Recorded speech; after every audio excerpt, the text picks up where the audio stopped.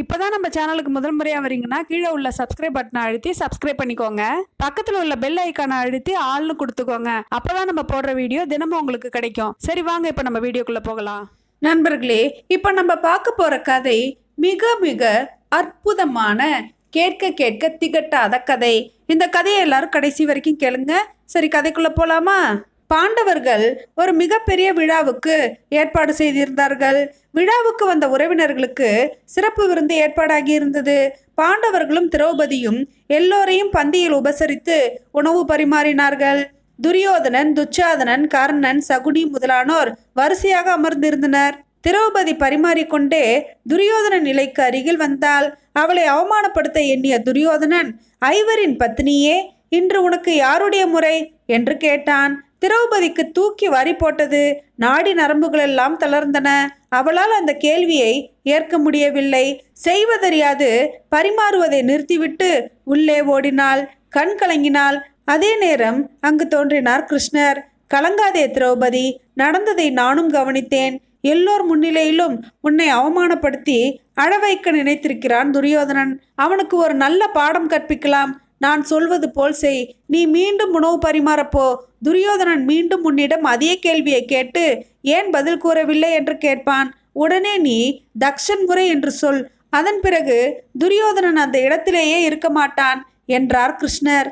கிருஷ்ணனின் வார்த்தையை தட்ட முடியாமல் விருந்து மண்டபத்திற்கு சென்றாள் திரௌபதி. துரியோதனன் இலை அருகில் அவள் வந்ததும் விஷமத்துடன் அதே கேள்வியை மீண்டும் கேட்டான். எனக்கு பதில் கூறவில்லையே, இன்று யாருடைய முறை என்று கேட்டான். ஸ்ரீ கிருஷ்ணர் சொல்லி அனுப்பியது போலவே இன்று தக்ஷன் முறை என்று பளிச்சென பதில் தந்தாள் திரௌபதி. அதை கேட்டு விஷநாகம் தீண்டியது போன்று அதிர்ந்தான் துரியோதனன். சட்டனை எழுந்து அங்கிருந்து வெளியேறினான். திரௌபதிக்கு ஆச்சரியம் தாங்க முடியவில்லை. கிருஷ்ணனிடம் ஓடோடி வந்தாள். கிருஷ்ணா, இதென்ன மாயம்? யார் அந்த தக்ஷன்? அவன் பெயரை கேட்டதும் துரியோதனன் ஏன் இப்படி பெயர்ந்தால் போல் பதறிப்போய் ஓடுகிறான் என்று கேட்டாள் திரௌபதி. கிருஷ்ணர் அதற்கான காரணத்தையும் கதையையும் சொன்னார். பானுமதி துரியோதனனின் மனைவி. அவள் மகா பதிவிரதை, கணவனையே தெய்வமாக கருதும் உத்தமி.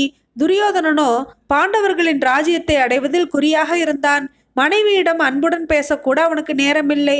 திருமணமாகி மாதங்கள் பல கடந்தும் மன வாழ்க்கையின் பயனை அடையும் பாக்கியம் பானுமதிக்கு கிட்டவில்லை.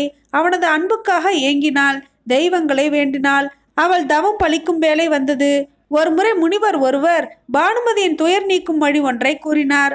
மகிமை மிக்க மூலிகை வேர் ஒன்றை மந்திரித்து அவளிடம் கொடுத்து அதை பாலில் இட்டு கணவனுக்கு கொடுக்கும்படி கூறினார்.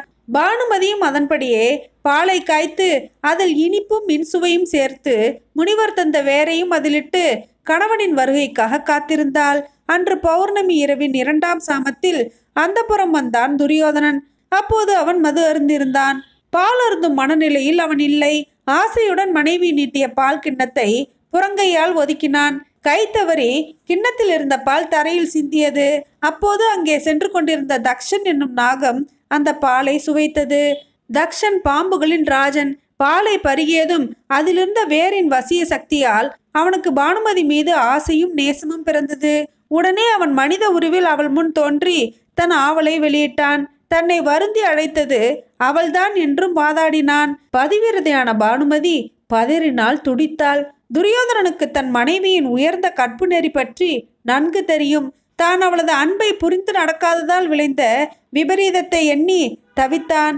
தக்ஷன் கால்களில் விழுந்து தன் மனைவியின் கற்பை காக்க வேண்டினான். தக்ஷன் பண்பு மிக்கவன்.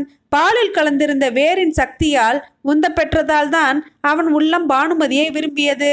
எனினும் அவளுக்கு களங்கம் விளைவிக்க அவன் விரும்பவில்லை. அதே நேரம் அவளின் வசியம் செய்த பாலை குடித்ததால் பானுமதியின் அன்பை இழக்கவும் தயாராக இல்லை தக்ஷன். எனவே ஒரு நிபந்தனை விதித்தான். அந்த புறத்தில் உள்ள அரச மரத்தடியில் உள்ள புற்றுக்கு பௌர்ணமி தோறும் பானுமதியை காண வருவேன். பானுமதி புற்றில் பால் ஊற்றி என்னை உபசரித்து வணங்க வேண்டும். அப்போது அவள் கற்புக்கு களங்கமில்லை என்பதற்கு சாட்சியாக அவளின் கணவனான துரியோதனனும் என்னை வணங்க வேண்டும் என்று கூறிவிட்டு மறைந்தான் தக்ஷன். அன்று முதல் இன்று வரை பௌர்ணமி தோறும் பாம்புக்கு பாலூற்றி வருகிறாள் பானுமதி. துரியோதனனும் பயபக்தியோடு பங்கு கொள்கிறான். இந்த சம்பவம் துரியோதனனுக்கும் பானுமதிக்கும் தக்ஷனுக்கும் மட்டுமே தெரியும். இதை வெளியே யாரிடமும் சொல்லக்கூடாது என்பது அவர்களுக்குள் செய்து கொண்ட ஒப்பந்தம். இதை நீ கூறியதுதான் துரியோதனனின் அதிர்ச்சிக்கு காரணம் என்றார் கிருஷ்ணர். துரியோதனனால் தனக்கு நேர்ந்த அவமானத்தை துடைத்து ஆறுதல் கூறிய கிருஷ்ணருக்கு நன்றி கூறினாள் திரௌபதி. தாங்கிட்ட எக்கச்சக்க குறைகளை வச்சுக்கிட்டு கொஞ்சம் கூட கூச்சமே இல்லாம அடுத்தவங்களை ஈஸியா குறை சொல்லிடுறாங்க. இதெல்லாம் எவ்வளோ பெரிய தவறு இல்லையா? இந்த கதை கேட்கும் போதே ரொம்ப இன்ட்ரெஸ்டிங்கா இருந்துச்சுல்ல? அதனால தாங்க இந்த கதையை உங்க கூட நான் பகிர்ந்துக்கிட்டேன். இந்த கதை உங்களுக்கு கட்டாயம் பிடிச்சிருக்குன்னு நினைக்கிறேன். இந்த கதை பிடிச்சிருந்தா லைக் பண்ணுங்க. இந்த கதையை பத்தின கருத்துக்களை கமெண்ட் பாக்ஸ்ல தெரியப்படுத்துங்க. மேலும் இது போன்ற கதைகளை கேட்க நமது கதைகளின் ராணி சேனலை சப்ஸ்கிரைப் பண்ணுங்க. நன்றி, வணக்கம்.